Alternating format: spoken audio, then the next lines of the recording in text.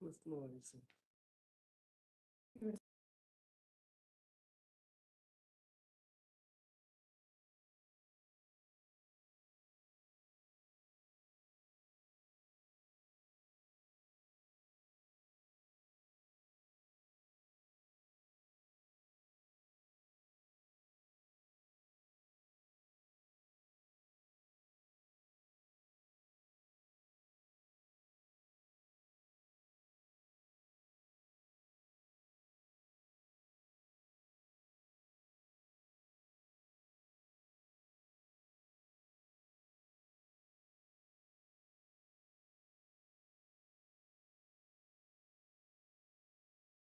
Very good morning and a very happy Women's Day to all the participants of the webinar who have joined today for the National Webinar on Cybersecurity for Women. We will be starting the session shortly at around 11 o'clock, and we'll hear the speakers speaking on important topics related to women. Thank you all for joining. We'll meet soon.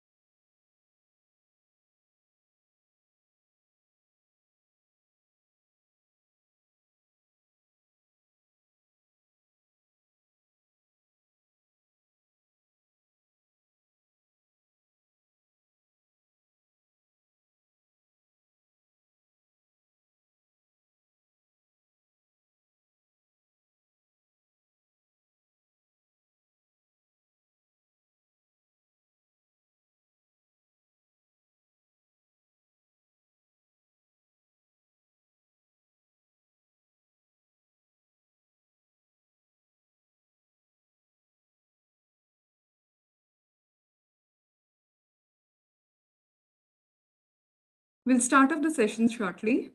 Regret the delay.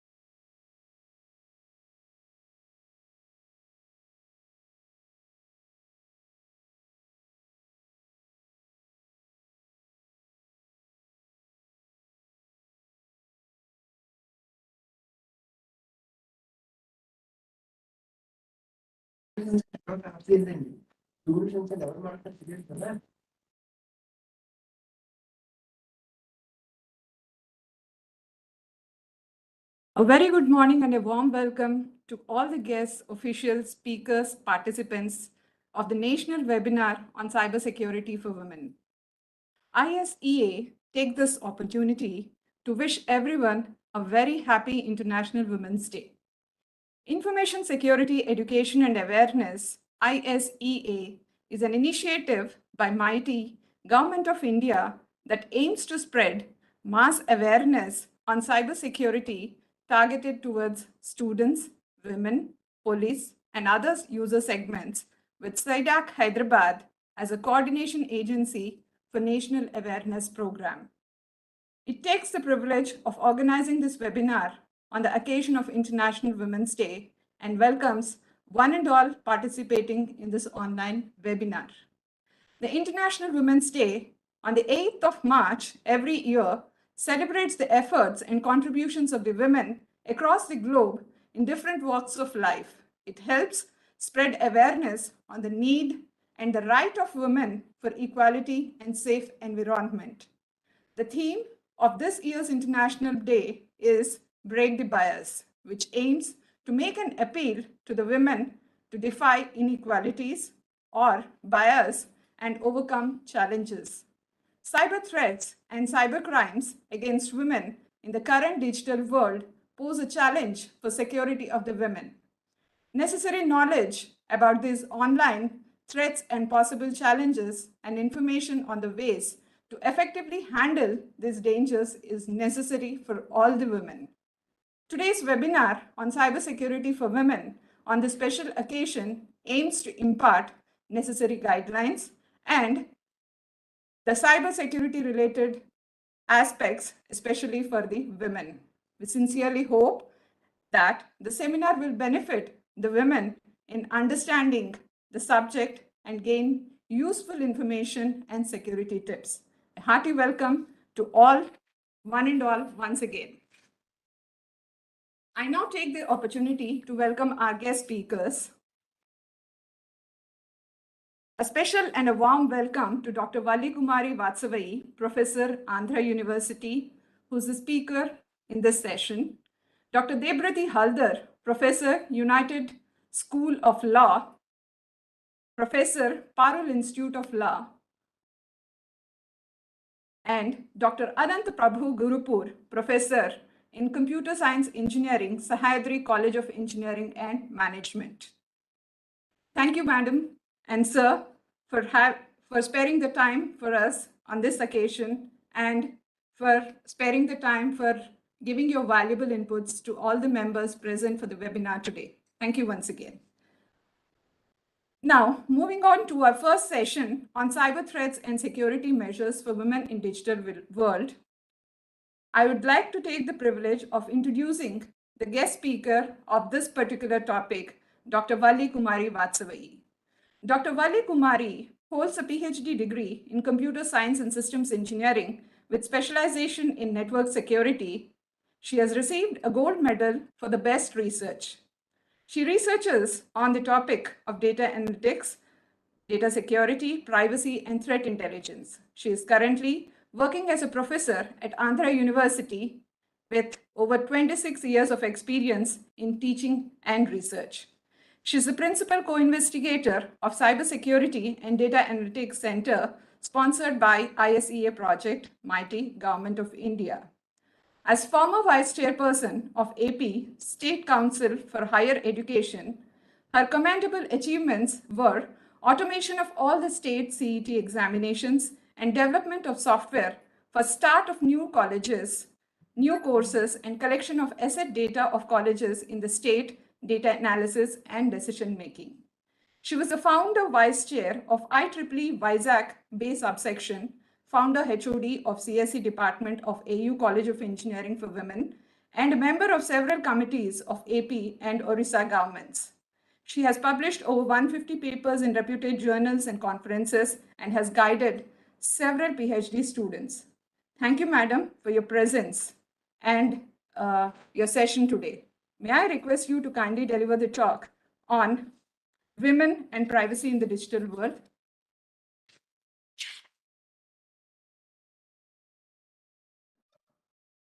Thank you, madam. So will you please give me share access? I'll share my presentation. Yes.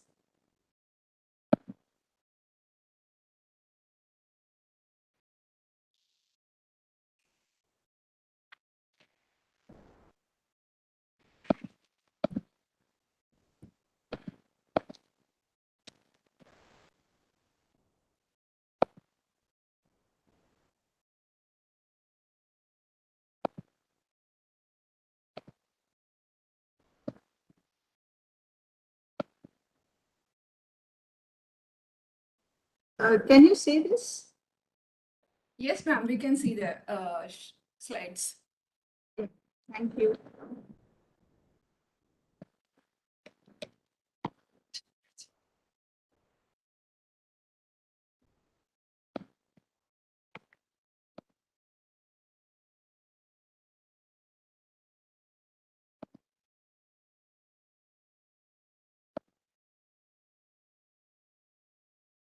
Yes, good morning, all of you, and a happy Women's Day to all the women out here.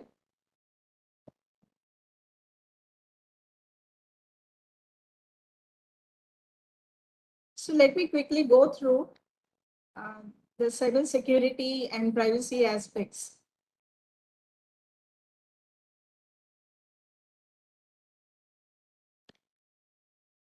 So most of you must be listening to this topic on security and privacy being published every day in the newspapers or being talked on the media. So what is security? Why is it becoming so important these days?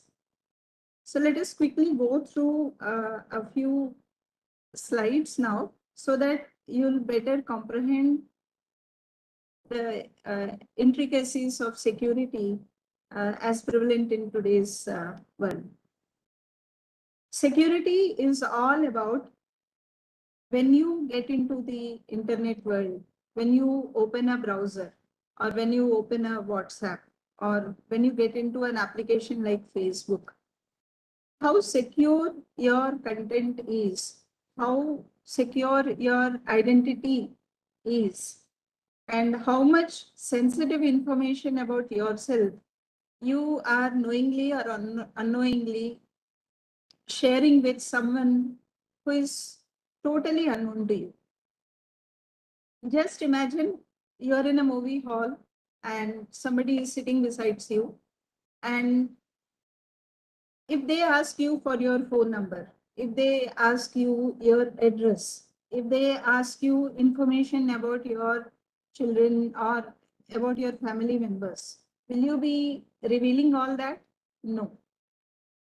But on the Facebook or any other social media website, we tend to reveal everything about us, the functions we attend, the movies we watched, or the places we visited, the groups with which we went to some trips.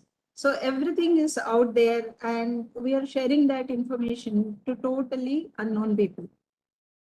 So how that sensitive information is used to attack your identity or to bring down your reputation, or put you in a problematic situation or an embarrassing situation, is what security means. Okay, security has to be taken care of.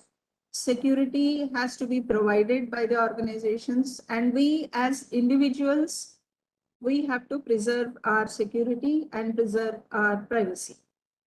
So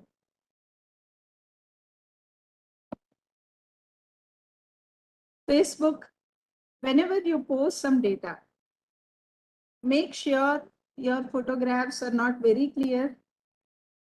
Not all the content that you're posting is shared to public, and that you go to the settings and then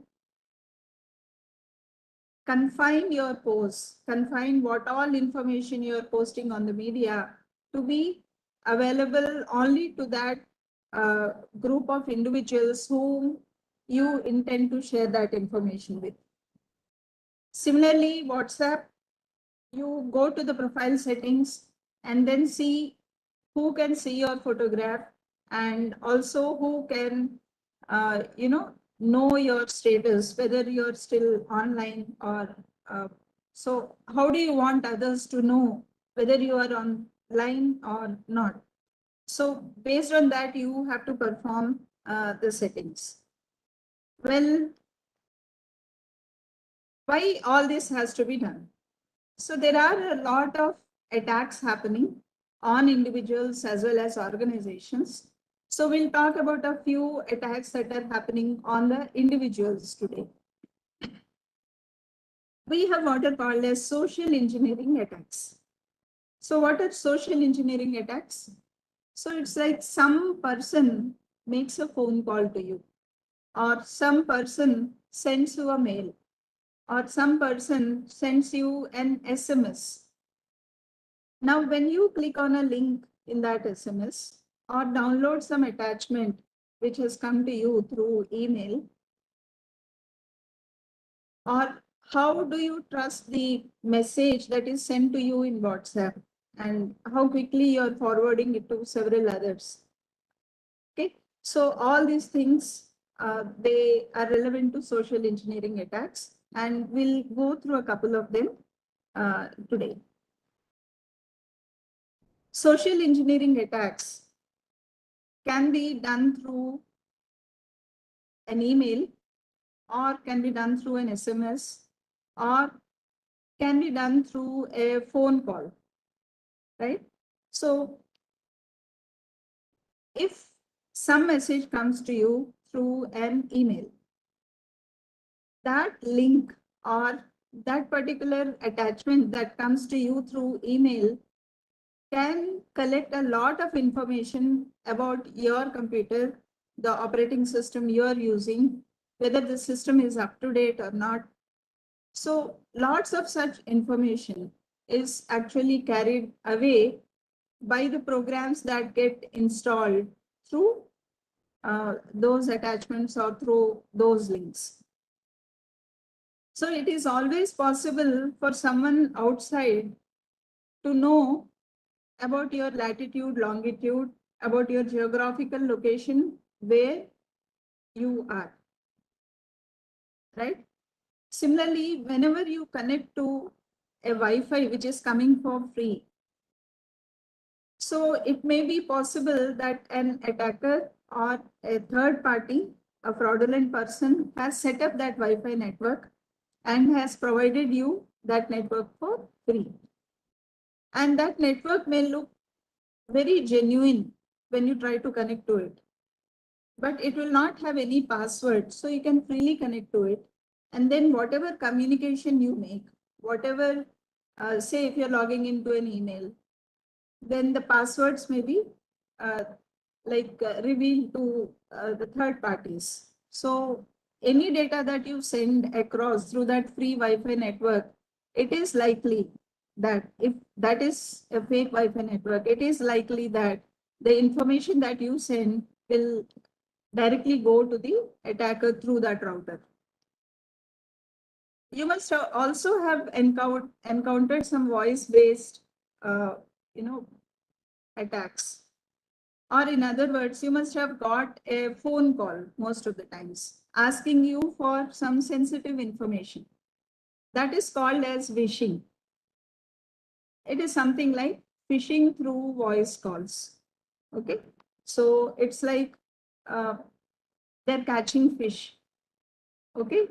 So machli pakad rahe for getting information to log into your net banking accounts or debit some money from your accounts or do any such kind of a fraudulent transaction. Sir, if you can play the movie, Jagdish ji.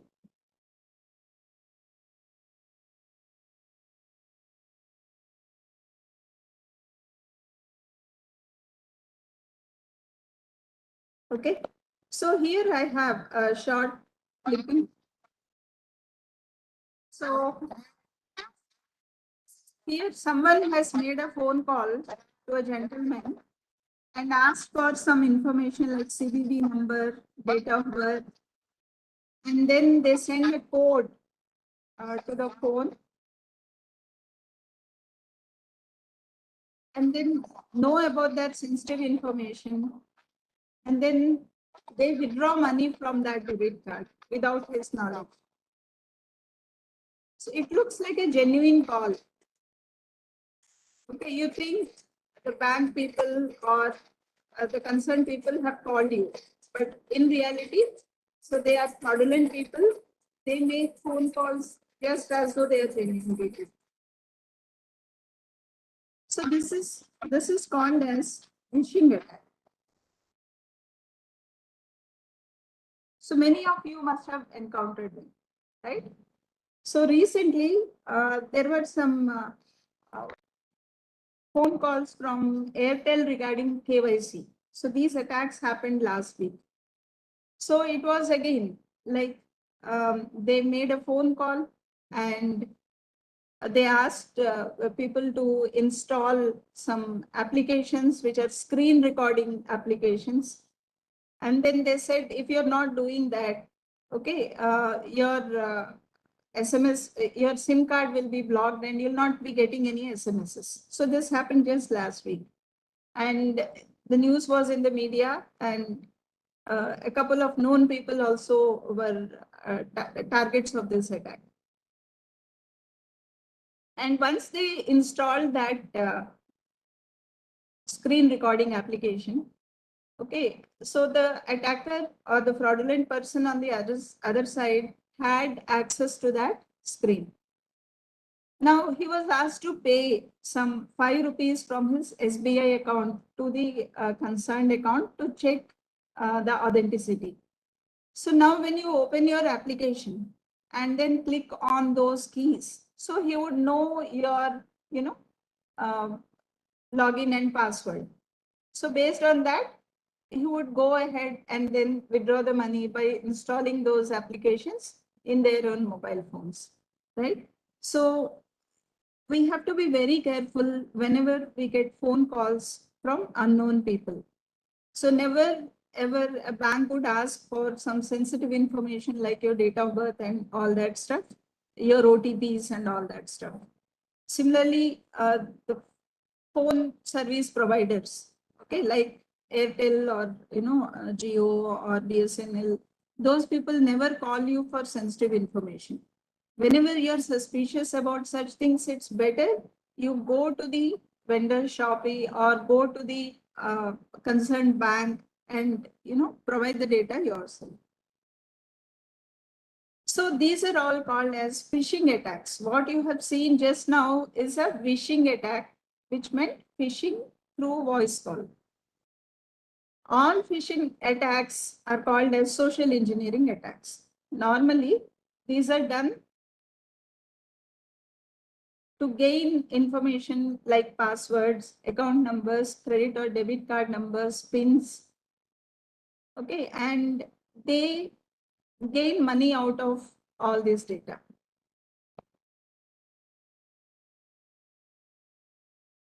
So sometimes some malicious software also gets installed in the devices. If you click on those SMS links, or you may get an SMS like there is an Amazon offer, or you won a lottery, or KYC, you have to submit your KYC for SBI or any other such bank. So when you are clicking on those links, it is always possible that some software, malicious software might get downloaded into your machine. And what does this software do? It would do whatever was told by the attacker. What can it do? It can encrypt your data. So your whole mobile or system may get frozen up. And unless you pay him some money, okay, you'll not be allowed to decrypt your files. Or you might get a lot of advertisements. Or your keystrokes may be logged, and the sequence of keys that you type, they will all be collected and will be sent to the attacker. They may steal your credentials like username and password. So just like the screen recording app I was telling you about. So when you press on a key, they know which what is the password, what is the set of characters you put for password, right? Using that video recording software. How do they come into your computer? As I told you, if you visit a web page, which is not genuine, or if you download an email which you got from email attachment which you got from an unknown person, or if you are injecting a USB into the drive and that USB has got these malicious programs, or if you're downloading some softwares which you have not purchased, okay, so the websites might be good, but the software that you're downloading might be vulnerable to attacks.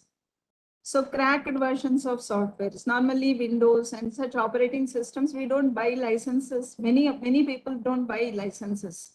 So they use cracked softwares. So in that case, those programs may leave a lot of doors open for attackers and other programs to come and stay in your PC. How do you know there is malware?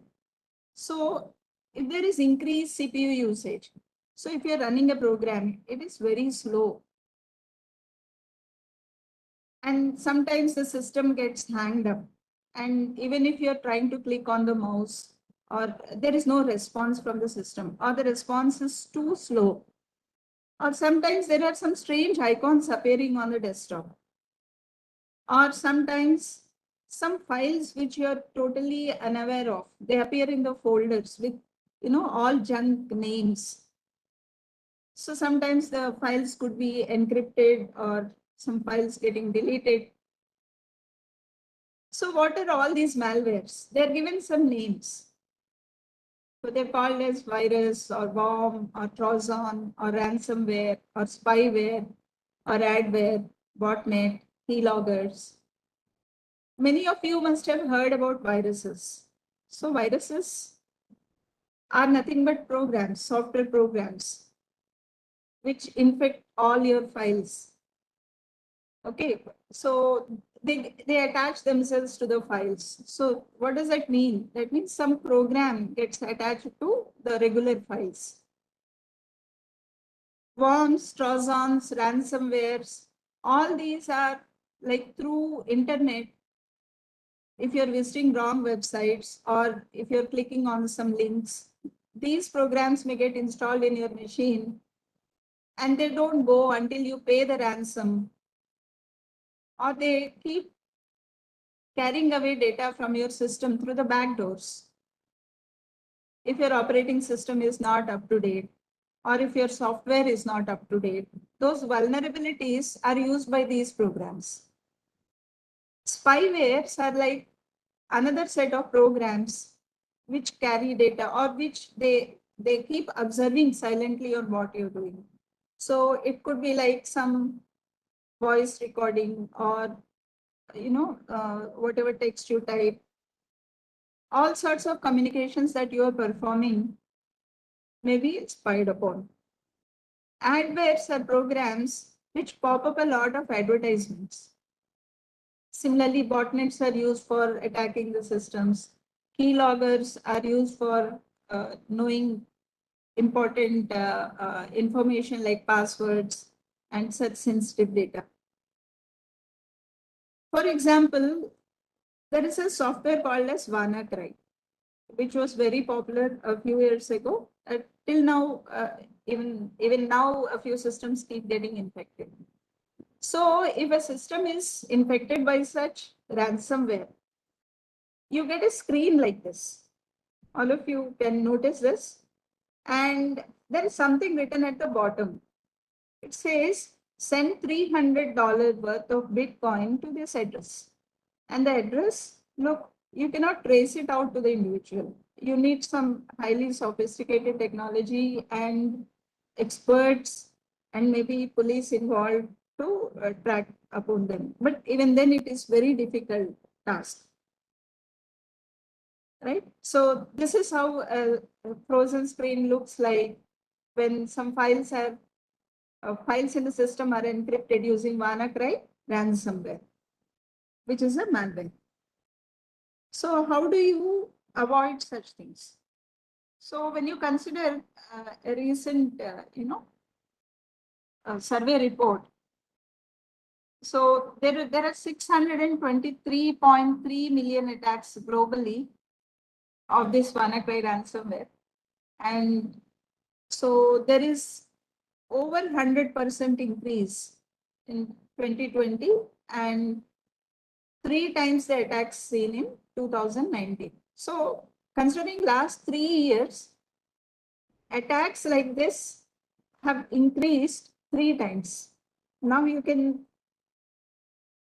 make out how what is the volume of attacks that is happening around. How do we avoid all of this? Normally, we make use of antivirus softwares. So be sure your mobiles or your laptops are installed with antivirus softwares. And if you're suspicious about whether a particular website that you're visiting is genuine or not, okay, then you can make use of a website called as virustotal.com. And if you have an ID of any malware, or if you have a file which you just downloaded and you're in doubt whether you should install it or not, you just go to file and say choose file and upload that file. You'll get information whether it is malware or not.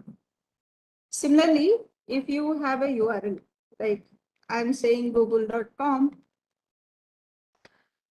I can type the website here and it will tell you whether it is malicious or not. Okay. And you can also go to, so if you have an ID of that malware, you can also feed it. And then you can see here 59 security vendors and 2 sandboxes flagged this file as malicious. So this malware. Okay, you should not install it. So these are the different ways of finding out whether a given piece of software or whether the website itself or whether the ID of that software. Through these 3 means, you can find out whether it is a malware or not.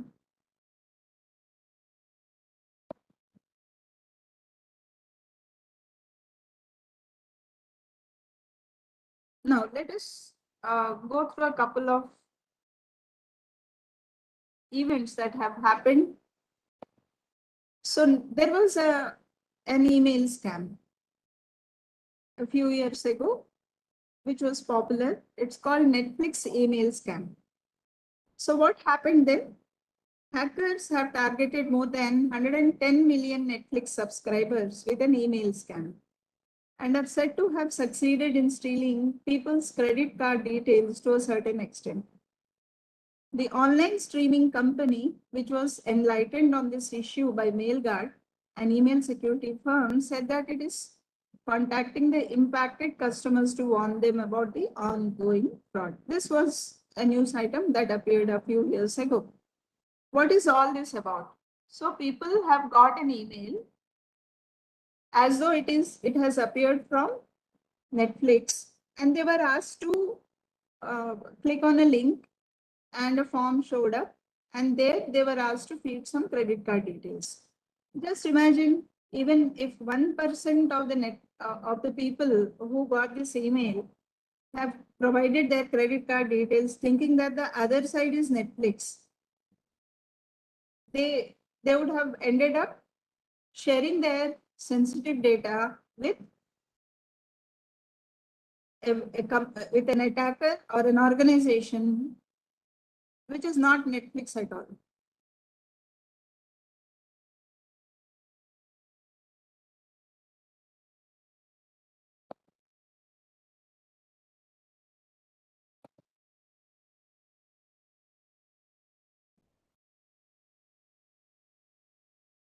Okay, so let us see what actually happens.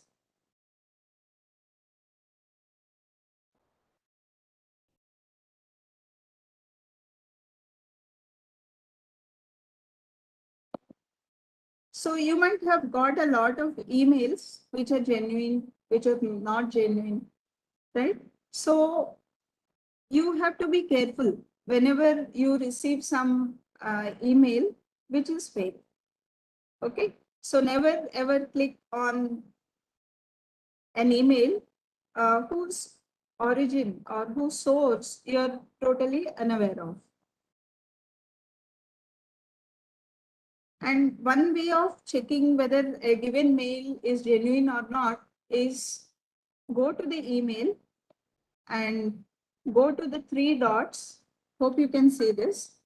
And then go to show original.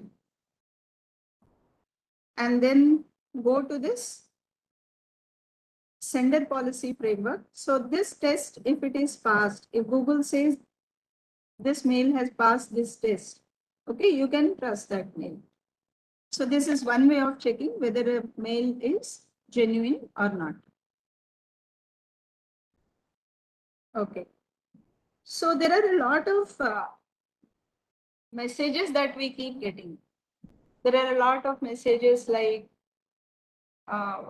some photographs or some videos wherein some speakers keep speaking something. Later on, the celebrities or those speakers, they say, no, I haven't told this. Okay, there are a lot of programs coming up these days. So let me share with you such a program.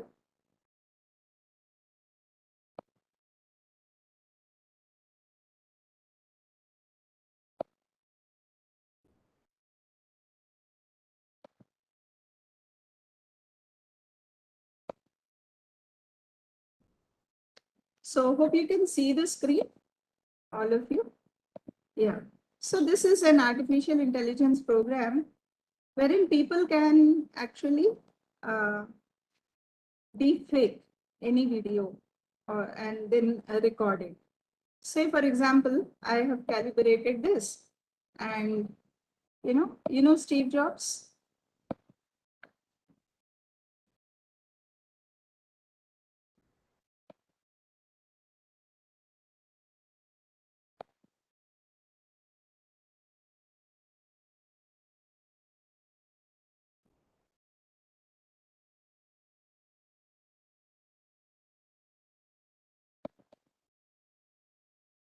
Okay, I'm calibrating it.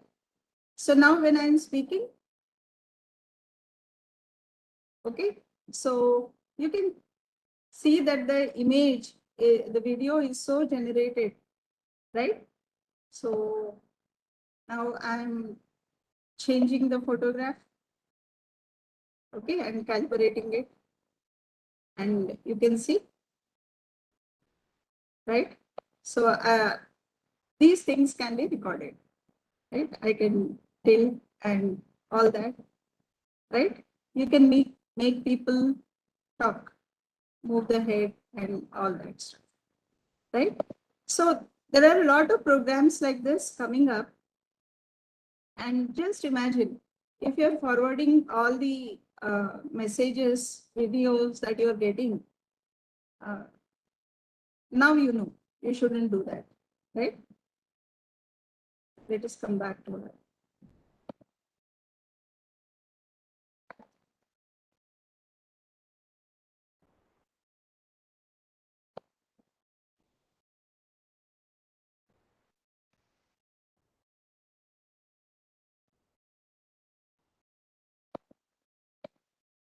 So this is called as deepfake.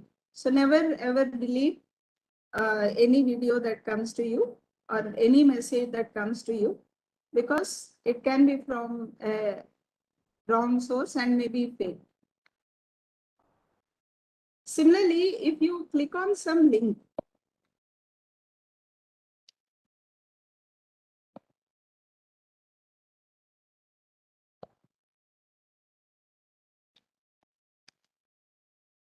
okay, if you're clicking on some link like this, there are some programs which are able to fake the link that is sent to you. When you click on that link,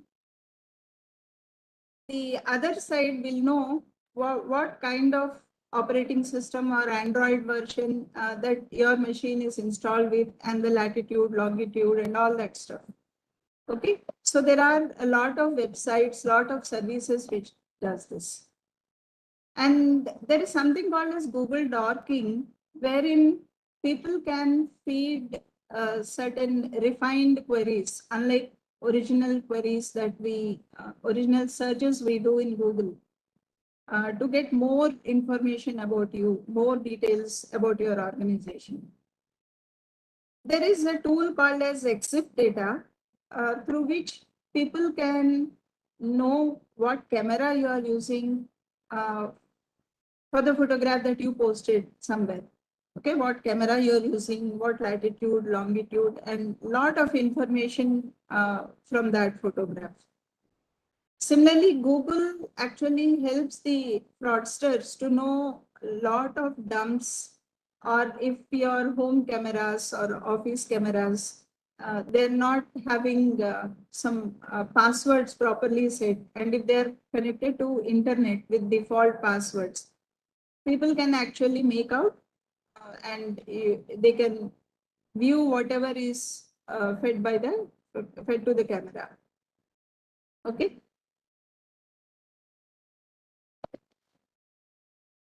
So you have to be careful whenever you are installing surveillance cameras at home or office.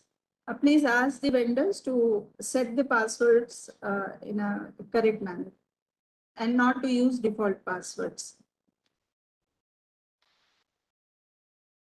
And many times we subscribe to many websites for purchasing things online, something like air tickets or train tickets, or for purchasing some goods, clothes, dresses, gifts, right? So many times it may so happen that those websites are hacked. In that case, the subscription account that you have with them, that will also be with the attacker. So that means the username, password, your email, your other details that you provided when you're registering with that website, all that is with the attackers, right? So in that case, we have what is called as haveibeenpawned.com. So if you are in doubt whether your email, which you use to register with a particular website, if that website is hacked, is your username, password also in the hacker's database? Look here. So here I have good news, no pawnage found. Now you can check with your own email ID. So you go to haveibeenpawned.com and then type your email ID or mobile number. So if that website with which you have subscribed to is hacked, the data is breached, then you'll get all those website names. Okay. So in that case, what you should do is change your password immediately, or if you're not using that website anymore, it's better you withdraw, you delete your account there. And make sure if you're using the same password across different websites, okay, say you have an air ticket website, you have Amazon or other e-commerce websites and many more websites, because we tend to forgetting passwords. Most of the users may actually use the same password for all the different websites. So if one of the websites password is leaked, it is likely that other websites accounts are also in danger. So just find out, type your email ID out here or phone number out here and find out if that account is in the breached database. So there is something called as base.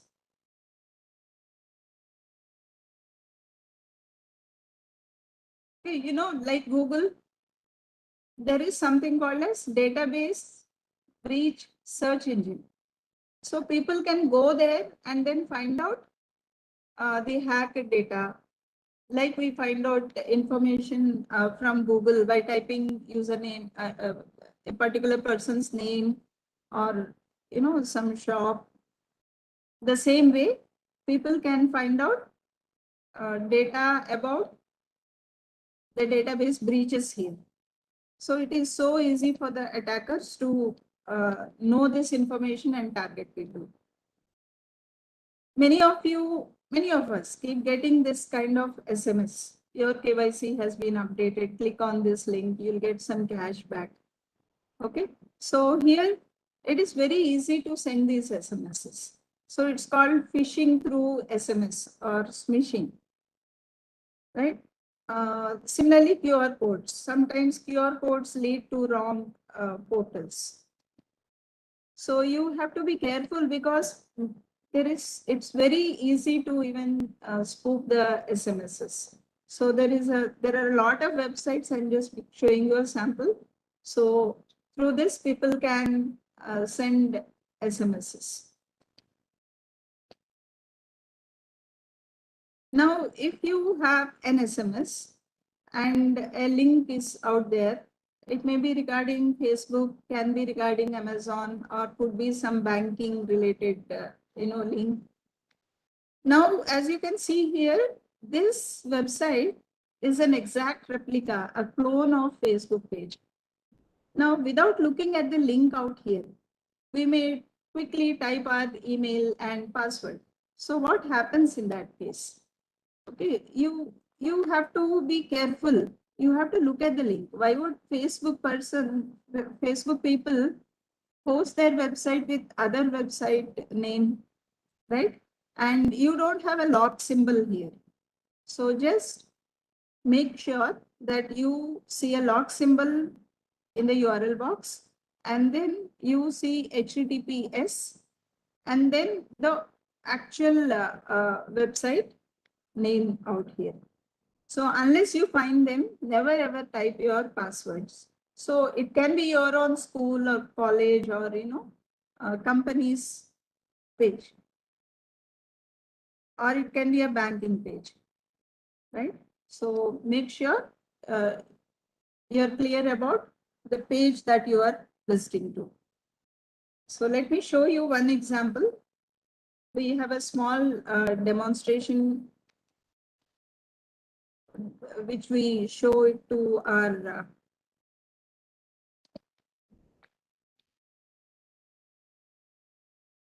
our students. Just a second, let me log in.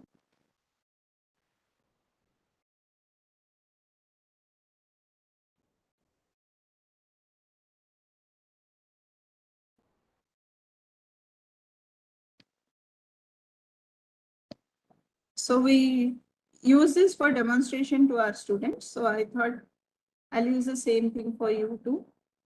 And here we go. Okay. So what is this page? This is a Google page. Do you agree this is a Google page?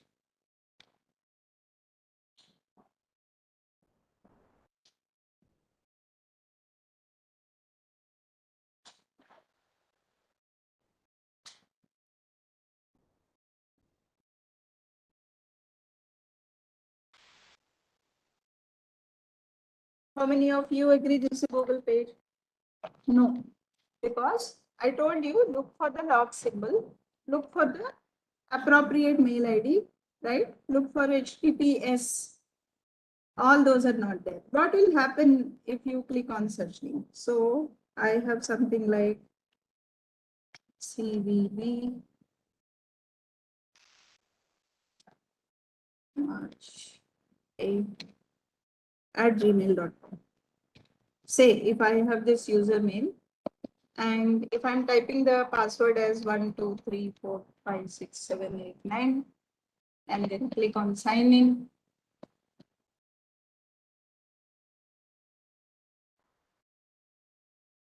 Look, now I have a log symbol, I have HTTPS and the appropriate link.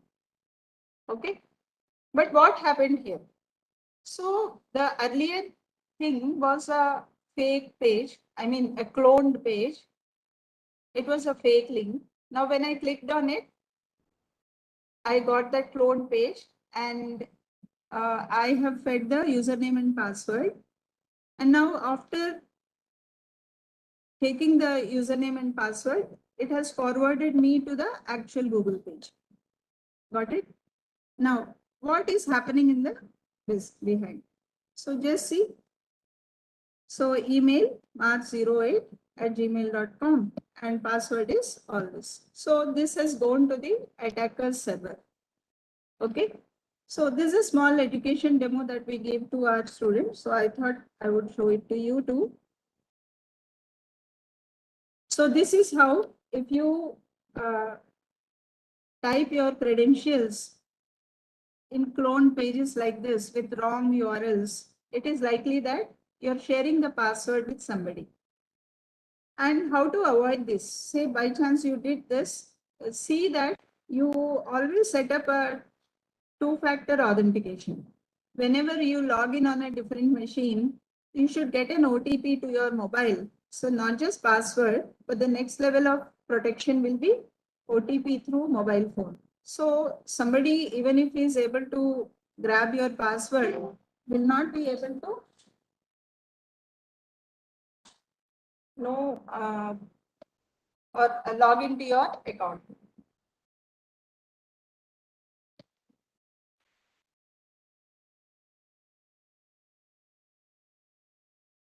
What happens if you click on some link and then download a malicious app?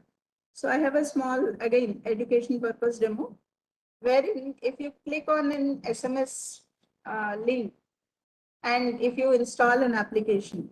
So this is a small malicious app which we generated. And just see, a link of this malicious app is sent as, as a message through SMS to a victim. And now once the user clicks on it, a link gets established between the attacker's machine and the victim's mobile phone. Look, a link has established. Now user is able to know the system information, which Android OS the system has got. And then he can dump the SMS, he can dump the call logs, dump the contacts, know the geolocation of the phone, and right. And all this may be sent to the attacker system. Okay. And somebody can open in the attacker server all these dumped SMS messages and call log dumps and read the SMSs. So as simple as that. This is again an educational purpose demo. It's not a sophisticated program, but I just wanted to give you a feel of how quickly and simply somebody can, tempt you to click on a link saying it's an offer, you won a lottery, and that stuff. So there are some tools for preserving your privacy, being anonymous, and maintaining your data secure. We have some mails called as Proton Mail or Epic Browser, which maintains privacy, so your user behavior is not kept track of. Similarly, there is something called as DuckDuckGo, though it's a bit heavy, but yes, privacy is preserved. Signal app, WhatsApp, last year, most of us, we thought of shifting to Signal, but somehow we reverted back. So this maintains, again, privacy. And whenever you want to subscribe to some websites for short times, you need not use your regular email ID, but go for 10minutemail.com. And these are some important websites you may keep in mind. So something called as stopncii.org. So if you see that some video is getting viral and you want to be taken it out, you can go there and create your case and submit a thing. Okay, so then what happens is here a code is generated and then is submitted to all the websites where it is found so that the video is kept track of and it is stopped. And if your Facebook account is compromised, you may go to this link called facebook.com/hack and you can report your compromised account. Similarly, if you have any other issue regarding cybercrime, so here is the portal of our Government of India, National Cybercrime Reporting Portal. So this is where you can actually feed your information and report on the crimes. Okay, there are links for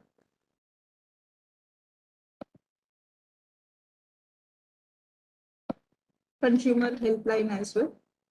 So if you have made a purchase and you have a grievance, you can go to this website called consumerhelpline.gov.in and you have National Commission.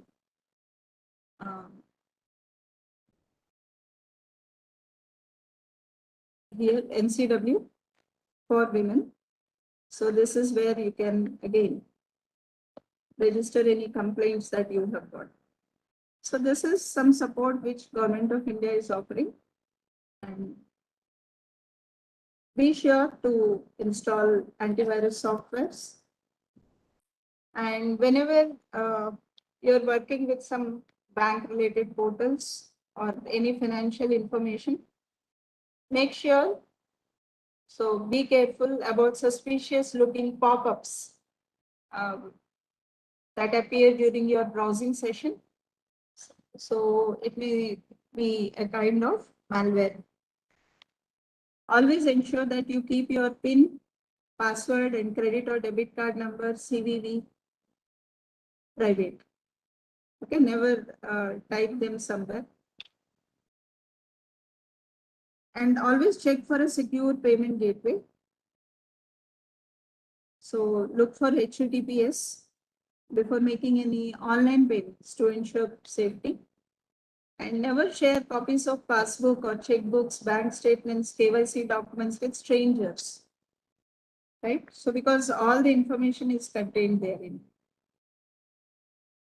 And whenever you get a mail, be sure you look for the genuineness of the originator and look at the strings, look at the content of the mail. Okay, whenever somebody is saying they want money or anything of that sort, be careful. There are a lot of attacks possible all around, and I have just appraised you about phishing and a few credential stuffing and verification attacks. There are many more, so beware of your browsing behavior being monitored by third parties. And information security awareness .in, infosecawareness.in is a website where you can find lots of information. So children, students, women, family, police, teachers, government employees, system or network admins. There's a place where they can find all the relevant information. And thank you so much. So if there are any questions, I'm open to them. Yeah. Thank you so much, ma'am. I request the participants, in case there are any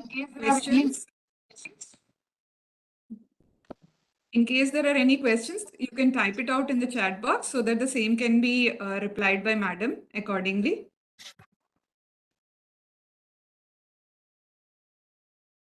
There is a positive feedback, ma'am, thanking you a lot for the session. In fact, it was a very practical, demo-oriented and a session which everybody could actually relate to. Thank you. Okay, now that we have no questions as such which are popping up, except for the thank you messages coming across for you for the excellent and informative session. I also take the opportunity to thank you, ma'am, for your time and also the effort and also for the practical and the notable security tips that you have shared with us, which were demo-oriented and practical. Thank you so much once again for the informative session. Thank you so much for the opportunity, and I'm happy to interact with you all. So if you have any questions, you may forward them to madam and all, and they'll forward me. I can mail you back. Thank you so much. Thank you, ma'am. If there are any questions, that's okay. Otherwise, over to the next speaker. Not. Dr. Anand is here. So, yeah. sir. And Debra is also here. Right? Yeah. Okay, ma'am. Hello, sir. Dr. Anand. Dr. Anand Prabhu, sir, madam is wishing you and yeah. Hello, ma'am. Am I audible? Hello, Dr. Anand. Yeah, right. Yes, yes, sir. Okay, madam. Then we will move to the next session now. Thank you so much. Thank you. Thank you. Anand Prabhu, sir, we will move with Debra madam's session.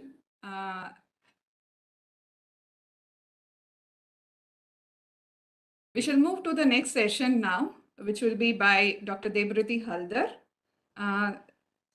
I take the pleasure of introducing Dr. Debra Haldar. Dr. Debra Haldar did her LLB, Masters and PhD in Law from National Law School of India University, NLSIU, Bangalore. Dr. Haldar is currently working as a professor in Parul Institute of Law, Parul University. She is the founder and honorary managing director of Center for Cyber Victim Counseling, CCVC, an online not-for-profit organization and a think tank meant for helping and counseling the victims of internet and digital communication crimes. She is the first law professor in India to introduce therapeutic jurisprudence as a subject in the credit course to LLB students. Dr. Haldar had won 2 awards in 2019 for her work on cyber laws, gender rights, therapeutic jurisprudence, criminal laws, and creating awareness on cyber crimes against women. These are Wonder Woman Award by Ministry of Women and Children Affairs, Government of India, and Twitter, and TechNext India 2019 Best Faculty of the Year Award by Computer Society of India, Mumbai chapter. She has authored a good number of books on grave issues related to security for women and children. Dr. Haldar has published many scholarly articles in national and international journals and is an expert on the subject. Thank you, ma'am, for your valuable presence today. May I request you to kindly deliver the talk on cyber laws for offenses against women in digital world?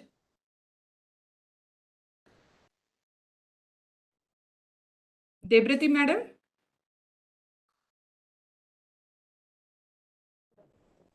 Am I audible? Am I audible, madam? Yes, ma'am. You are audible, ma'am. You have been made the presenter now. You have the rights. Okay. Okay. Due to the internet connectivity, I'm stopping my video and I'm rather switching to audio. Please let me know if you are able to hear me. My presentation today is basically surrounding on the topic of right to not to forget. We have seen that right to be forgotten has been considered as an issue on the internet, especially for people who want to delete or who want to remove the contents. But in my case, especially when we are talking about women, security for women, we also must understand about right to not to forget.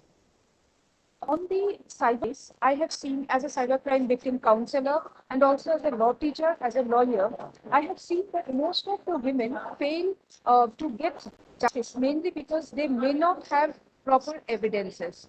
What is the reason for not to have such proper evidences? One, as I do understand from like we're dealing with many cases, is that the moment some kind of content has been uploaded, which is offensive, women victims may feel that that particular content must be removed immediately. So either they will start knocking the doors of the website concerned or to the government people, government stakeholders, or to the private stakeholders, including the amateur hackers or ethical or unethical.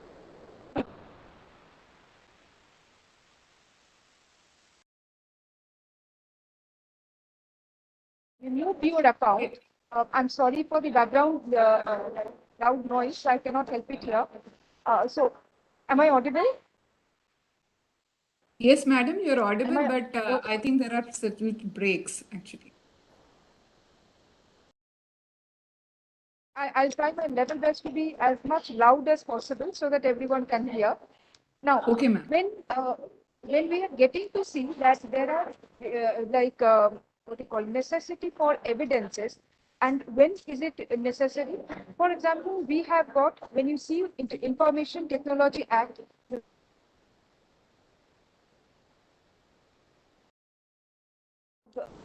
indecent representation of women, contribution of POXO, especially many other that yes, a victim can go to the court, the victim can get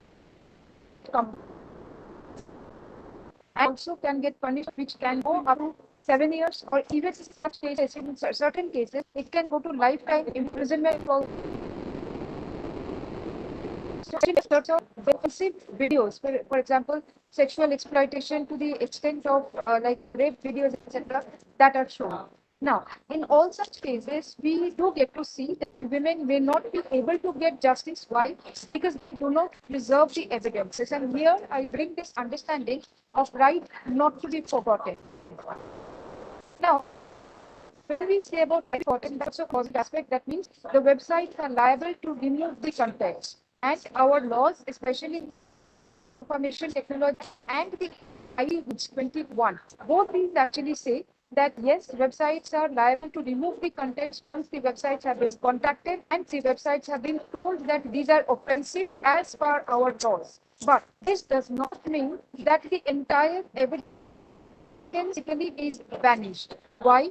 Because consider, because of the notification, if the offender gets discharged, if the offender gets acquitted, or if any of the allies of the offender they come up for taking a revenge, etc., the victim will not be able to show that yes, I have been victimized earlier also. So in this case, it is very much essential that the victim, and here he was in the right case to know. It is also the police officers, the criminal law stakeholders, etc. They must also have certain kinds of evidences to show that yes, the victim had been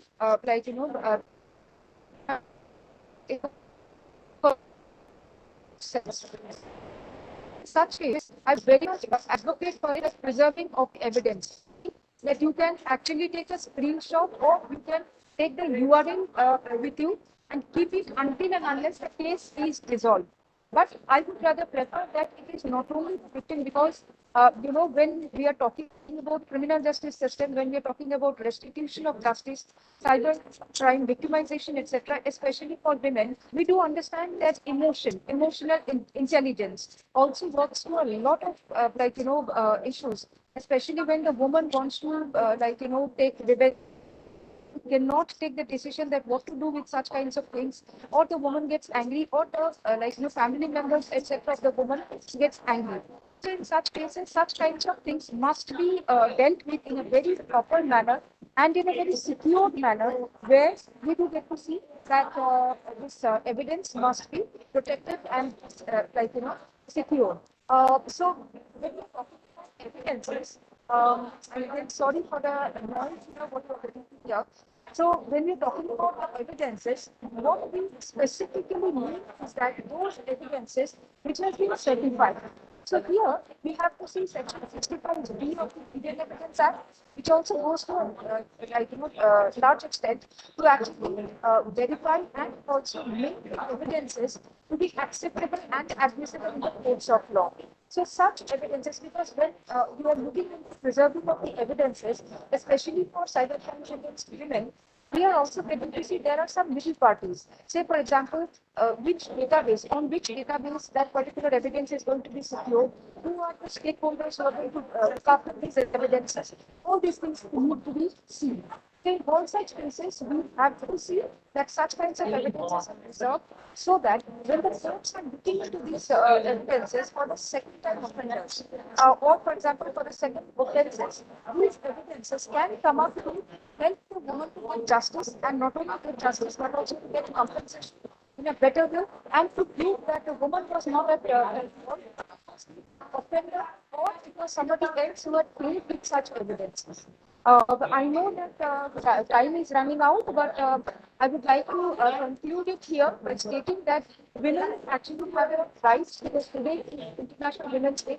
CEDAW, Convention on Elimination of Discrimination Against Women, also started extending their support to UN women. They have also started extending their support to women, especially women victims of online crimes. So considering all these things, these are the things that every woman victim, every lawyer, every cybersecurity personnel must consider, how to preserve the evidences, not for negative use or misuse, but for proper justice delivery for the woman.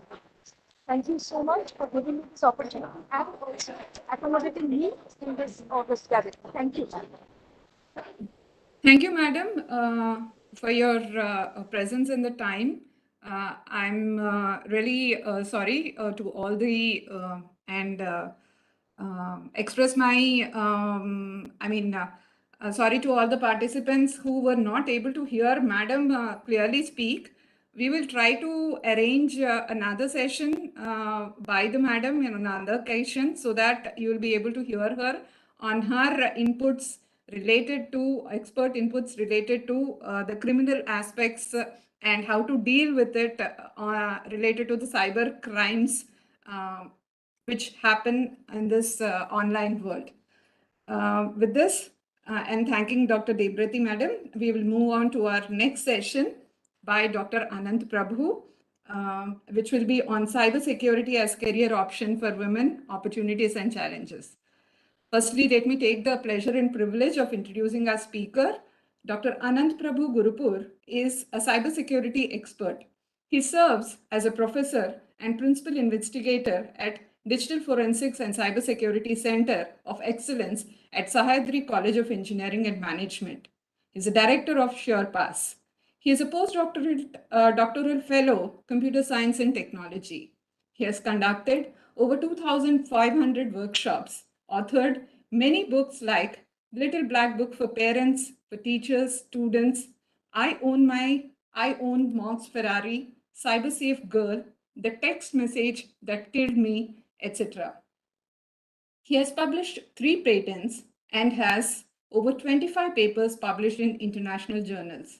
He is a trainer at Karnataka Judicial Academy, Bangalore Karnataka Police Academy, Mysore Police Training School, Gulbarga Mangalore City Police. His areas of interest are cybercrime investigation and cyber law. He is the chief architect of CyberSafe Karnataka project with a vision to make Karnataka state and holds a high vision and mission of seeing India as a cyber-safe nation. He's an activist and enthusiast with a philanthropic outlook and has involved in many charitable activities. With a vision that every child holds a stylus before a pencil, he has distributed 5,000 e-slates to kids from Anganwadis and government schools with support of Crown funding. He has won many awards and accolades, which include recognition as one among the 30 unsung heroes of India by India Today in 2019, recognition as one among the 22 achievers of 2021 by Prajavani, recognition as one among the 22 promising faces of 2022 by Vishwavani. It is really a privilege, sir, to have you with us, and we have heard your previous sessions from which many students have benefited, and we thank you for your valuable presence once again and request you to please take over the session on cybersecurity as career option for women, opportunities and challenges. Thank you very much, ma'am, for the kind introduction. I request you to please give me the share right so that I can present my screen. Sure, sir.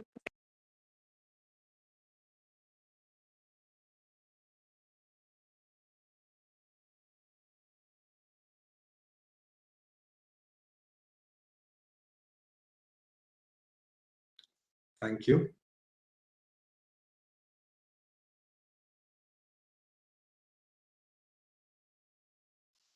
All right, so the screen is here. I hope I'm visible and audible, and my presentation is visible to all of you. Yes, sir. Yes. Yes. All right. Thank you. Thank you. Okay, so today we're going to talk about careers in cybersecurity. But before everything else, this message is specifically to tell you that your limits, and that is endless. Yeah. So a very happy Women's Day to all the wonderful women out there in this wonderful world. And we're going to talk about a very interesting topic today, that is how to get into this beautiful domain of cybersecurity. And I'm also going to share the presentation with all of you. Therefore, you don't have to note down anything, because whatever I'm going to tell here, pay attention. And if you have any questions, the chat box is open, and you can just post whatever queries that you have. Because 2020 onwards, we have seen a paradigm shift in everything and anything that we do, especially the classes, because I never thought that we would be engaging these online lectures on a regular basis. And I've seen people sleeping this way when the classes are going on. I've also seen many other situations wherein students wear these glasses with eyes printed on them so that they can just sit and sleep in the lecture, and the presenter thinks that the person is paying absolute attention to the lectures. And also behind the scenes, we have seen such scenarios at many places. Parents would definitely agree with this particular image. Well, if it was a regular classroom and if somebody was found sleeping, if the teacher was a good teacher, the teacher would just throw a chalk at that student and wake him or her up.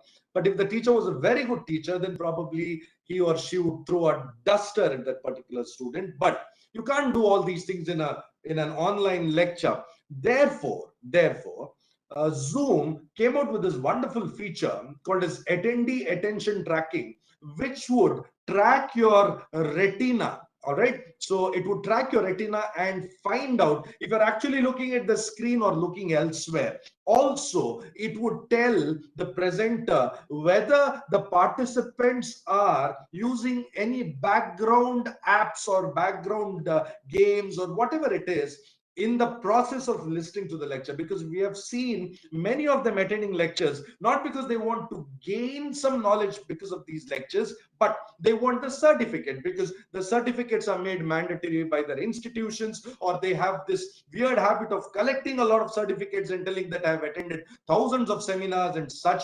But what they do is they listen to the lecture in one window, and in the other the WhatsApp web is open, or the Instagram reels. We have been seeing a lot of videos like kacha badam and whatnot. So all these things will be going on in mute, of course, and then the presenter would not get to know. All right, so this is how the feature came out. Now, who came out with this feature? Who are the people responsible for coming out with this attendee attention tracking? Well, these are the cyber security people, because the cyber security people wanted to make sure that whatever is happening is secure. Whatever is happening when it comes to delivery and the webinars is not just secure but also effective, impactful, and it makes a difference. Well, unfortunately, the world is going through turbulent times. Earlier it was just pandemic, now you have also Ukraine and the Russian war that is going on, isn't it? So, and if you have seen Zelensky, the president of the Ukraine, he has turned this war as a hybrid war.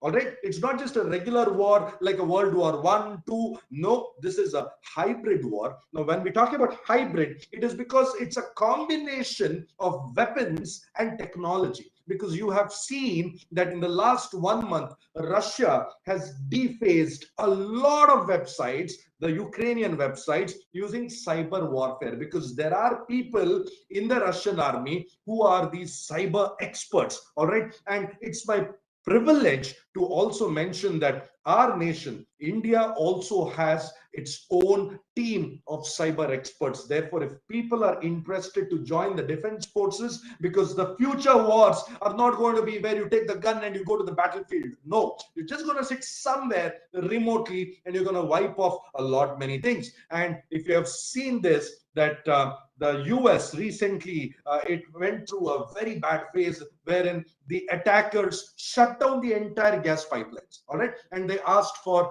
bitcoins as ransom. Well, of course, the US were smart enough to pay and then recover most of the bitcoins and also arrest those people who were indulged in this particular type of an attack. But whatever I'm going to tell today is related to different areas of cyber security. My request to all of you, visit this website called threatmap.checkpoint.com later after today's webinar, threatmap.checkpoint.com, and you will see live attacks of various countries wherein the cyber security attacks happen on a regular basis every single second. And right now, when I took the screenshot, the US was attacking India, Finland was attacking India, and so on and so forth. Well, now things have changed, because you have not just the normal human intelligence, but there is also this bigger domain of artificial intelligence, a subdomain of machine learning, and then a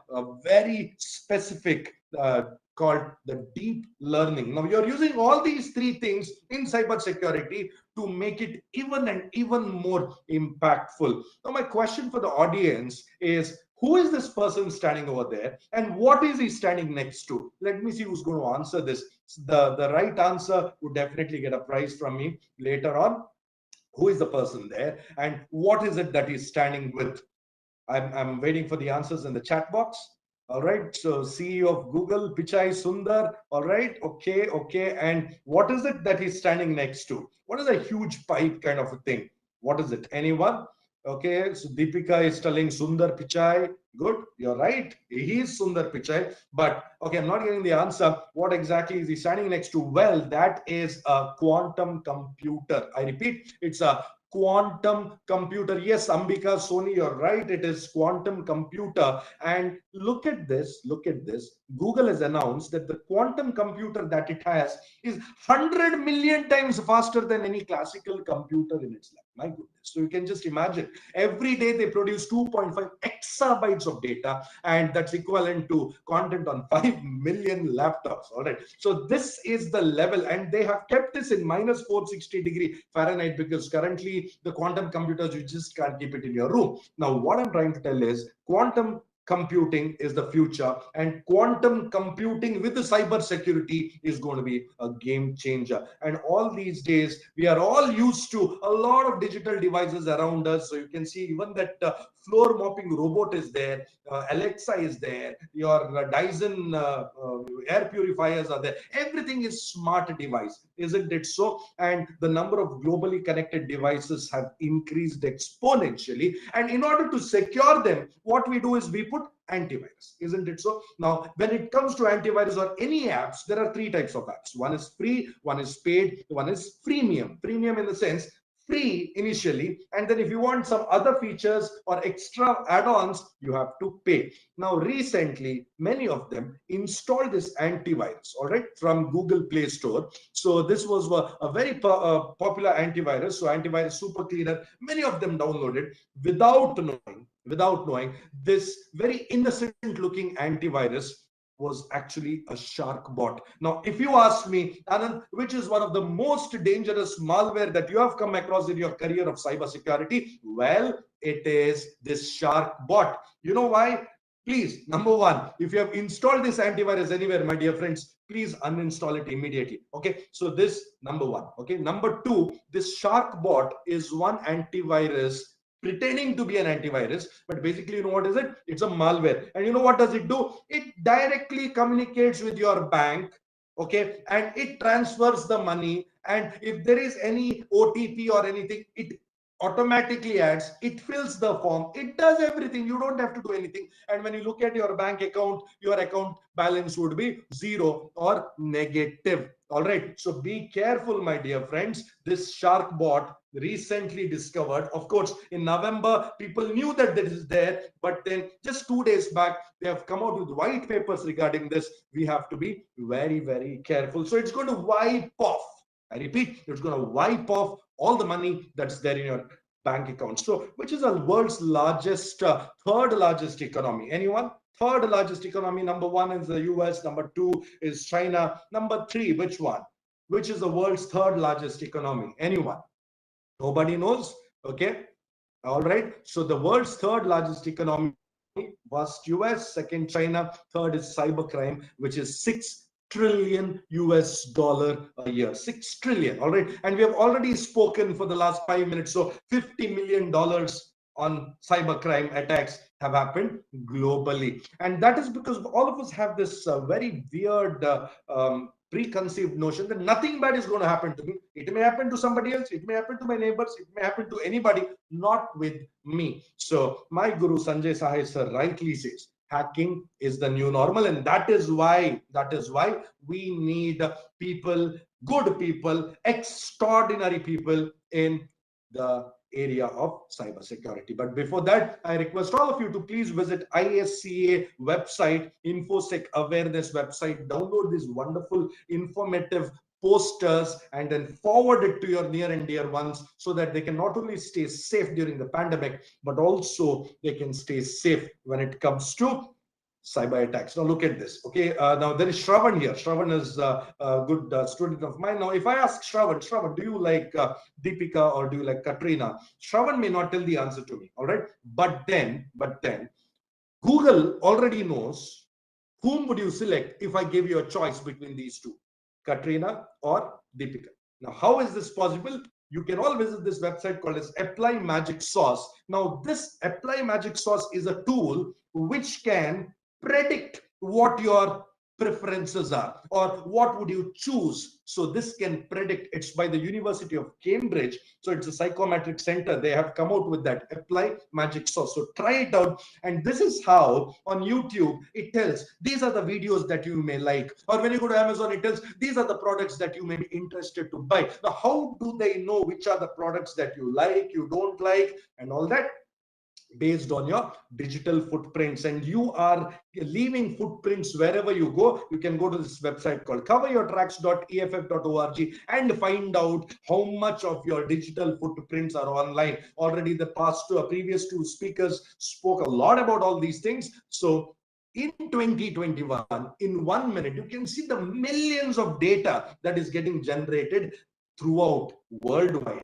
All right, so digital footprints are everywhere. And Edmund Locard, he's regarded as the Sherlock Holmes of the France. He always said every contact leaves behind something or the other and takes something or the other with them. For example, if I commit a crime, if I go to a crime scene, then I leave something of maybe my fingerprints or sweat or blood or whatever it is, and I take something from there as well when I go. And similarly, whatever activities you have done on your device. Now, I have seen many students, when the teacher is not there in the staff room, they go to the staff room and just open the teacher's computer and find out where is the question paper saved. So you can view it in the last activity view when you are not there, what somebody has done. Or if the student has the audacity to take a pen drive and put it into your system, you can also use this app called as USB Historian, which will tell which are the plug and play devices that were inserted in your particular system. So we have come a long way from landline hacking, where you remember you were in the bedroom, you were taking the receiver and listening to the person sitting in the hall and making a call. This is about 20 years back. This is what we used to do, overhearing conversations. So from landline hacking to crypto jacking. So this is how it is.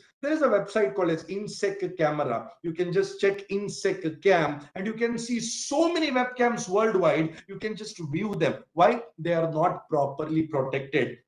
Terrible, right? InsecCam camera. And unfortunately, so many cameras of offices in India are also available there. You can just check InsecCam, just find out whether your house camera is there or not. Number one. Second, you can see these devices. This is a Jeep. Now this Jeep was attacked remotely by somebody, and then the accident happened. So this can also happen. Or also what you type on your laptop or your mobile phone, by just the sound, you can figure out what you have typed on the touch screen. So sonar snoop acoustic side channel attack, this is called. Also, you get these small devices, you can just put it in the car and forget it for the next 3 years, because the battery would last for 3 years. What happens is, wherever your car is going, I get to know on my phone. So this is the world's smallest GPS. Also smaller than that, very, very small devices have come right now. And earlier, this was the telephone booth. Now this is a telephone booth. So that is the difference. We take this mobile phone, laptop, wherever we go. And that is why cyber security is needed. All right. So why cyber security? Because we are living digital footprints everywhere. Digital world is also a part of our physical world right now. That is why cyber security is needed. So when we talk about cyber security, there is a difference between cyber security as well as information security. Just to make it easier for you, network security, cyber security, information security, you can look at this. Information security is a broader area. Subset of that is computer security. Subset of that is system security. And the core is network security. So there are basically 8 different areas for those people interested to work in the area of cyber security. Number one is physical security, securing the systems. Number 2, threat intelligence, trying to find out. Now, Ukraine is attacking Russia, or Russia is attacking Ukraine. So, intelligence to find out who is going to attack, understand where the loopholes are, and what you need to do is plug those loopholes. So, this is threat intelligence. Third, user education, which ISCA is beautifully doing. Number 4, security operations, safeguarding your systems. Number 5, career development, for you to progress in the career ladder. 6th one, security engineering. Security engineering is not just your networks, but also the code. When you write a code, it has to be secure. 7th is risk assessment, and the last one, the 8th one, is the governance. So these are some of the things that I want you to get into, so that you can identify which is that area that really excites you, so that you can get into it. So which is the right time to decide?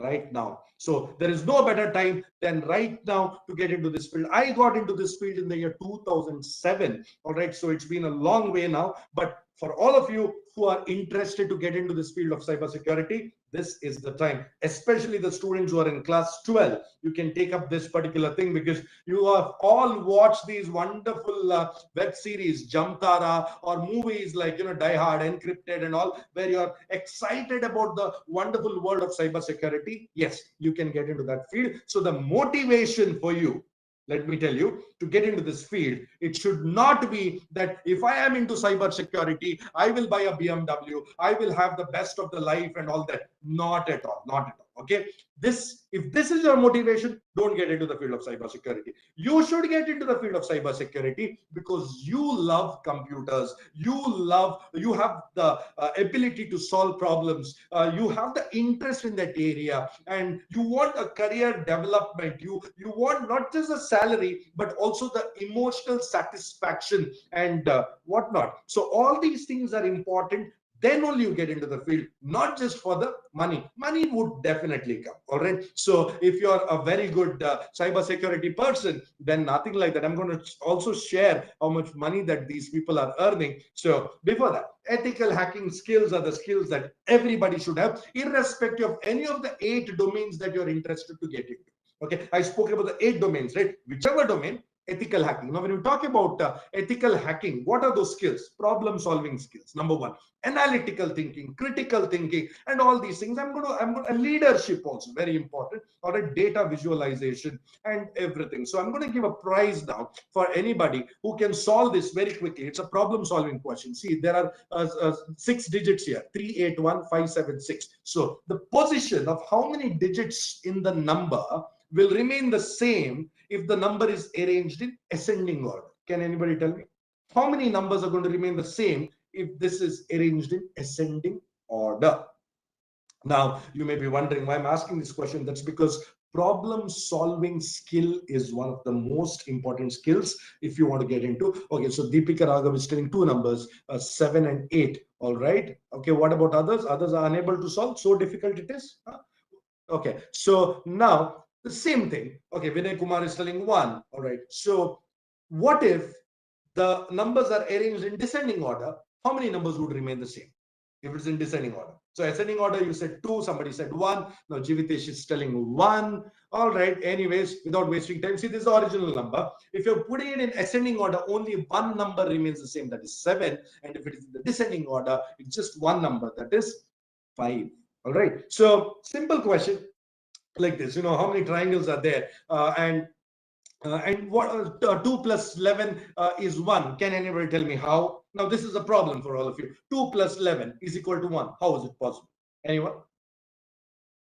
How is 2 plus 11 is 1? See, because you're going to get a lot of these tricky type of things because our hackers are usually very, very smart people. I always tell the hackers are 2 steps further than most of these security guys as well, because that's how they think. So now nobody's answering this question. 2 plus 11 is 1, because if it is 11 o'clock, you add 2 hours to 11 o'clock, it becomes 1 o'clock. So this is how it is. Anyways, okay. So find the difference. You can check this later when you get the PPT. So IQ level, according to me, if you want to get into this field, it should be above average. Okay, so 116 and above, fantastic. You can get into this field. So the career options, number 1 is understand there are 3 types of hackers. So ethical hackers are called as white hat hackers, the good people. Gray hat, between good and bad. Black hat, the bad people. So never think of becoming black hat hackers. If you ask me the difference between black hat and white hat, both have the same competencies, both have the same skills, both have everything, but the black hat uses those competencies for bad purposes. The white hat uses those competencies for good purposes. That's all. All right. So different areas, you can become a security specialist, where you secure the systems. Incident responder, attack happened, so now what next to do? So incident responder, administrator for security, vulnerability assessment. Now you must have seen on your WhatsApp, right? End-to-end encryption. So the encryption people are called cryptographers. Now you can become a security manager. The topmost level in security architect, chief information officer, analyst, auditor, whatnot. So a lot of openings are there in this particular thing. Now, I have also made these 1, 2, 3, 4, 5. So these 5 different charts for you later on to check, to map what skills you have so that you can understand which cyber security domain is good for you. All right. And these are the different areas like cloud security, malware analysis, data analysis, intrusion detection, and a lot of activities are there where you can get into the different side. Now the question is, what certificate I need? How do I become one? Okay, so trust me, my dear friends, you may be from any background. It's not that you need to be from engineering only. You can be from finance, you can be from education, you can be from health sciences, you can be from economics, you can be from law, you can be from anywhere, computers, anywhere.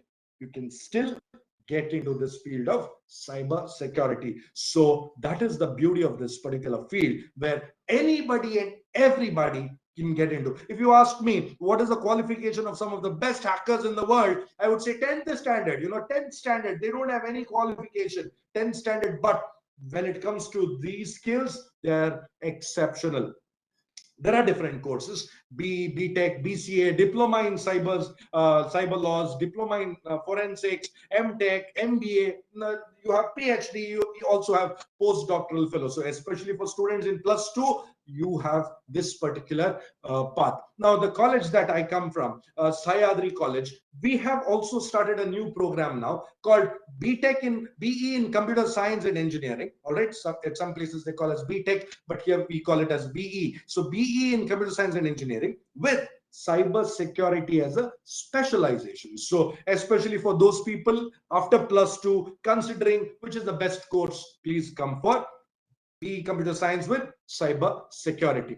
And for those of you who want to do certifications, this is a chart that has been compiled based on the different requirements on LinkedIn, Indeed, Simply Hired, all these portals where they are into jobs. So CISSP is one of the most in demand. CSAM, CISM, Security Plus, Certified Ethical Hacker, CEH, SSCP, CASP. There are a lot of courses. So what I've done is I have also made a list of the 5 important security courses that you can go step by step. Yeah. So the first one is you do CompTIA Security Plus, where you understand the basics of networking, basics of hardware, basic of security. Then you do CYSA, where you understand how to become a cyber security analyst. Then you become a ethical hacker, CEH. After that, you become a security analyst. And finally, the CISSP, which I was telling about, one of the most premier certifications, that is Certified Information System Security Professional. And if you have this certificate, my dear friends, then the openings for you are going to be like crazy. You can get jobs in some of the best of the companies. All right. So the foundation track, you can check this out. The cyber, if you want to get into cyber forensics, what to do. If you want to get into software security, like you are interested in coding. Now, if you ask me, are you interested in coding? No, I hate coding. But if you like coding, then you can get into secure coding, because we need people when they write the code itself to develop an app, to develop a software, the security is considered. Also the vulnerability assessment. So this is also very nice. And also if you're from Cisco, you are a fan of Cisco like me, like, I love Cisco. So you can get into Cisco also, where they have entry, associate, professional, and finally the expert. Okay, we can get into that. So the Cisco's certification paths are also mentioned over here. And this is the step-by-step that you need to go, my dear friends, if you're getting into CompTIA certifications. All right. Well, there is a National Forensic Science University in Gujarat, where they offer, it's the best in our country, definitely. So they offer some of the fantastic certification programs and fantastic master degree programs. So you can please check that as well. NFSU. There is also Rashtriya Raksha University, RRU. And look at this. This such a small chip.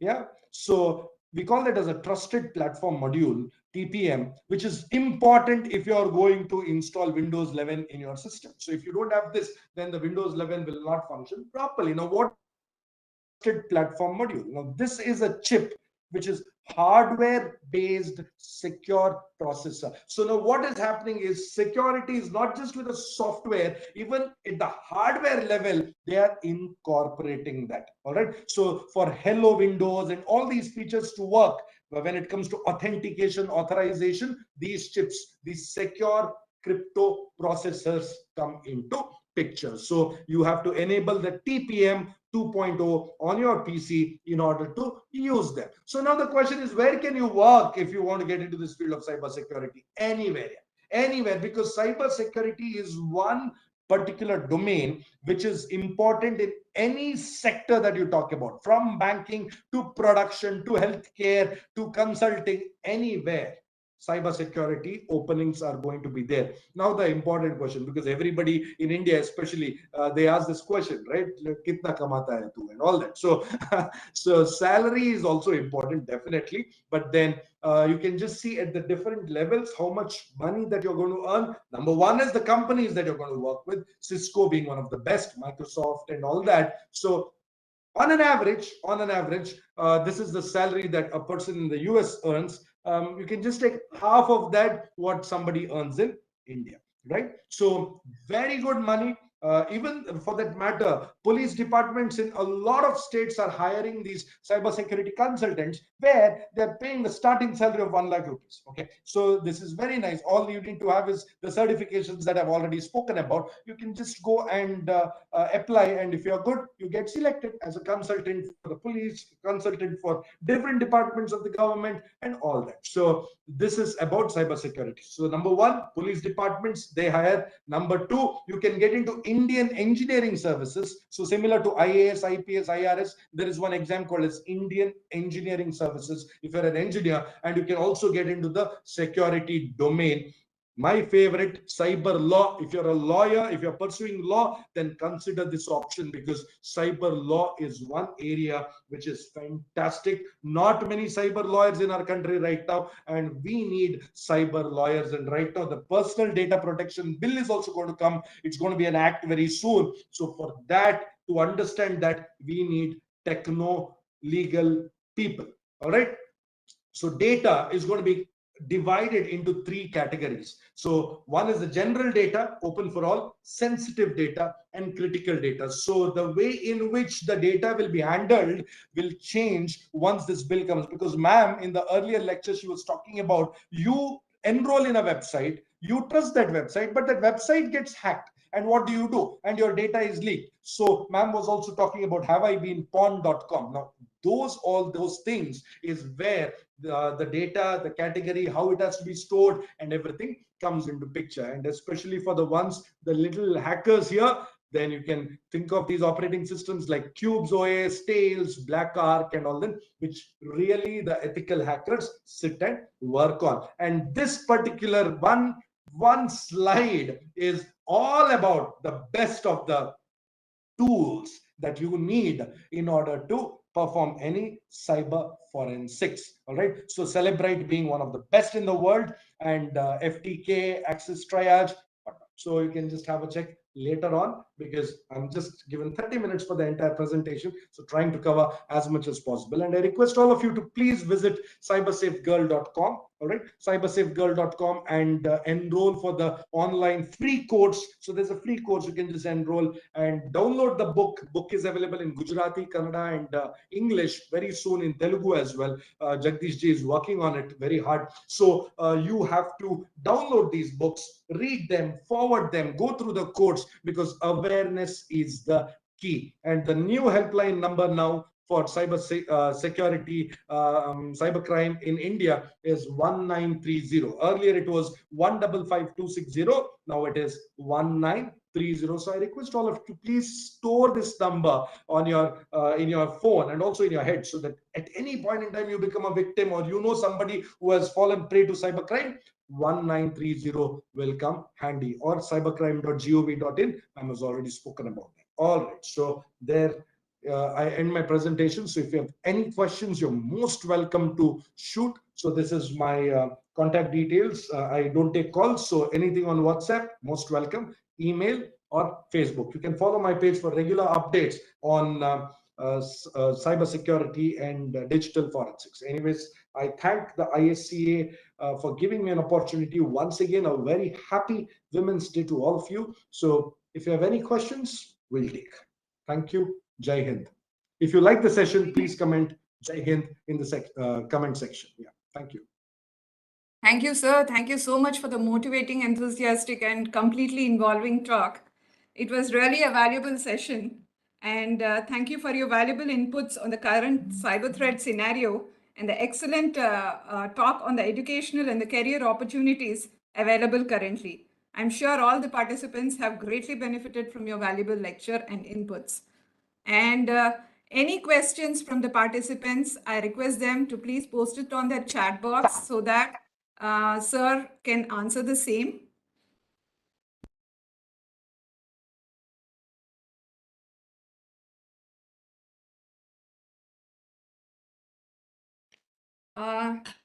Sir, we are getting applauses saying that it was a fantastic and an enthusiastic session, very nice session. So with no questions which are being asked, I think we can move ahead in our program. There is one question which seems like Google links, on some Google links. How we will contact if we are out of India? Is this a question? Some links are in Google against a person. Okay.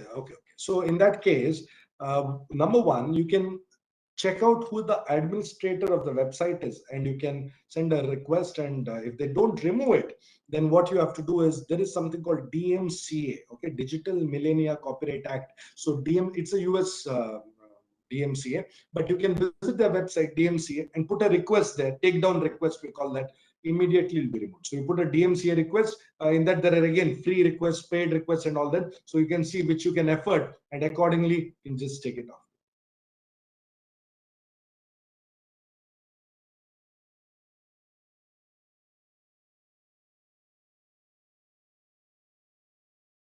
Okay. With no questions coming ahead, we will move to our next program in the session, which will be an online pledge, which I request all the participants to actually read out with me the pledge on the cybersecurity. Also, kindly note that the same pledge is available on ISEA website, wherein the women participants, there's a pledge, and we have also made available the online pledges for children and general public too. So they can participate and take the pledge and also get us online certification. So now, moving ahead, I request all the participants to read out along with me the cybersecurity pledge.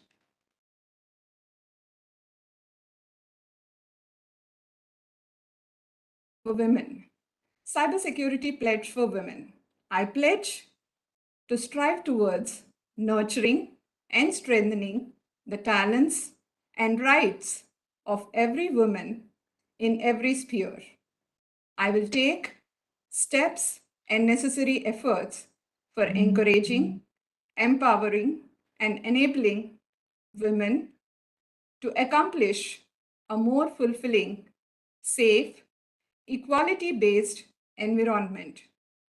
As safe and secure environment, both physical and online, is a basic requirement and right for women to realize their dreams. I pledge to be more cyber aware and alert in safeguarding myself and my family against possible cyber crimes or frauds against women in the digital world. I pledge to follow the following hygienic online practices and safeguard myself and my family. I promise to use the internet responsibly and follow ethical online practices. Use social media with care and caution. Enable all required security and privacy features for better safety. Never attend to WhatsApp video calls from unknown numbers to avoid unwanted flashing or pornographic images or videos. Protect my personal and financial information from any inappropriate disclosure. Never click on suspicious links, advertisements, free offers, free antivirus, etc. circulated online. Keep myself updated on latest online dangers and preventive mechanisms to safeguard against online threats. Refrain from cyberbullying, posting any inflammatory or derogatory comments or posts. Never publish or share sensitive, personal, or financial information online. Never share passwords, PIN numbers, OTPs with anyone. Always be careful with passwords and never share them with anyone, and keep changing them regularly using different passwords for different accounts. Safeguard my mobile app and other digital devices by activating security features and use updated software and antivirus. Help in spreading awareness of hygienic cybersecurity practices among friends, family, and colleagues.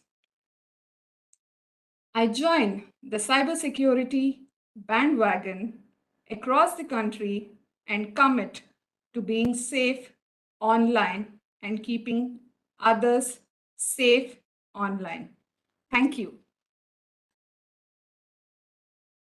I hope the participants were able to follow and read along with me the cybersecurity pledge. With this, as we move close to the end of the session, I'd request Wali Madam to kindly share the video. Yeah, please share, Wali Madam? give me share access. Okay, ma'am, 1 second.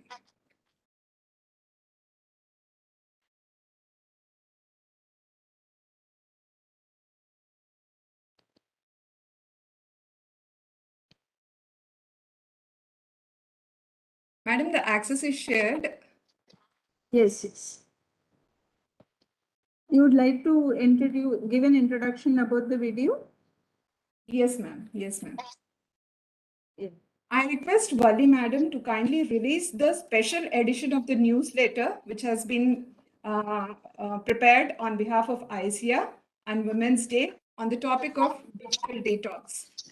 The newsletter of Digital Detox presents you with the process of refraining from using digital devices like smartphones, televisions, computers, and brings you with the various interesting concepts regarding the topic, and provides you various interesting activities also. So I request Wali Madam to please click the AV and release the newsletter on this occasion.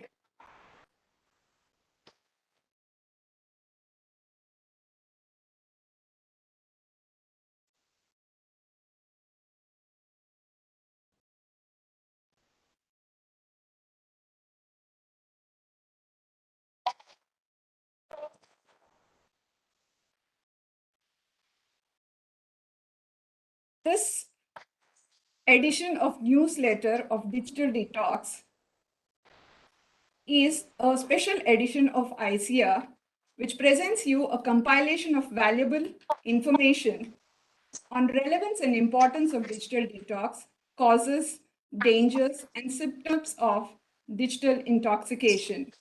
It has a self-assessment questionnaire and also provides its readers with interesting activities, tips for digital detox. Please refer and visit to the site www.infosecawareness.in to refer to the complete edition of the newsletter, or click on the newsletter link, which will be available on our www.infosecawareness.in website. Thank you, ma'am. Thank you for releasing the newsletter. Thank you. Before we end the session, I'd like to take the privilege of thanking all our esteemed guests and speakers. I thank our distinguished speakers of the event today, Dr. Valli Kumari Vatsavai, Dr. Debra Haldar, Dr. Anant Prabhu Gurupur, for their valuable presence and informative talks on the subject of cybersecurity exclusively for women. I'm sure the participants have highly benefited with the information and knowledge shared by you. I take the opportunity to thank our director, Srimati Lakshmi Ishwari, for her guidance and leadership through example in all our activities. I thank Shri CHAS Murthy, Associate Director and National Coordinator, ISEA, for his valuable guidance, support, input, and direction in all the project-related activities. I thank Mr. Jagdish Babu, Project Manager, ISEA, and all the ISEA team members for their coordination, cooperation, and support. I thank the system administration, admin, and the finance teams for their continuous support in all the activities. I thank the press and media for their wide coverage. And last but not the least, I thank all the participants, enthusiastic participants, for attending the program in large numbers and making this webinar a grand success. Also take this opportunity to thank all the women on the occasion of for their valuable contribution and wish them a very happy Women's Day. Thank you, everyone, once again. Thank you, everyone. Happy Women's Day.